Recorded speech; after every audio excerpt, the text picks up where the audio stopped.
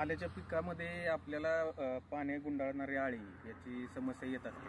तर पाने गुंडाळणारी जी आळी आहे ते जास्त त्याचा जो अटॅक असतो तो आपल्याला ऑगस्टच्या शेवटच्या आठवड्यापासून ते नोव्हेंबरच्या दुसऱ्या आठवड्यापर्यंत आपल्याला जास्त दिसून येत असते.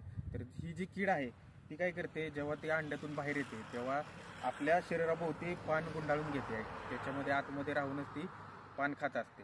त्यामुळे आपण ह्या आळीला पाने गुंडाळणारी आळी म्हणतो. तर याच्या प्रादुर्भावामुळे आपल्याला 10 ते 20% आपल्या उत्पादनात घट येऊ शकते. तर या आळीचा जर आपल्याला बंदोबस्त करायचा असेल तर त्याच्यासाठी मी 2 फवारण्या सांगतो. या 2 फवारण्यामध्ये आपल्याला बऱ्यापैकी चांगला कव्हर येऊन जातो. तर पहिल्या फवारणीमध्ये आपण इमामेक्टिन बेंझोएट त्याच्याबरोबर ती लॅम्बडा सायलोथ्रिन हे दोन्ही घटक आपण प्रति लिटर पाण्यासाठी इमामेक्टिन बेंझोएट अर्धा ग्रॅम आणि लॅम्बडा सायलोथ्रिन 1 ते 1.5 मिली या प्रमाणात वापरून आपण पहिली फवारणी करायची.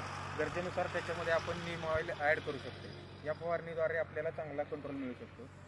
त्याचबरोबर 5 ते 7 दिवसानंतर आपण दुसऱ्या फवारणीमध्ये प्रोफेनोफॉस आणि त्याच्याबरोबर सायपरमेथ्रिन हे दोन्ही घटक कॉम्बिनेशन असलेले मार्केटमध्ये औषध आहे, हे घेऊ शकता किंवा सेपरेट घेतले तरी चालते.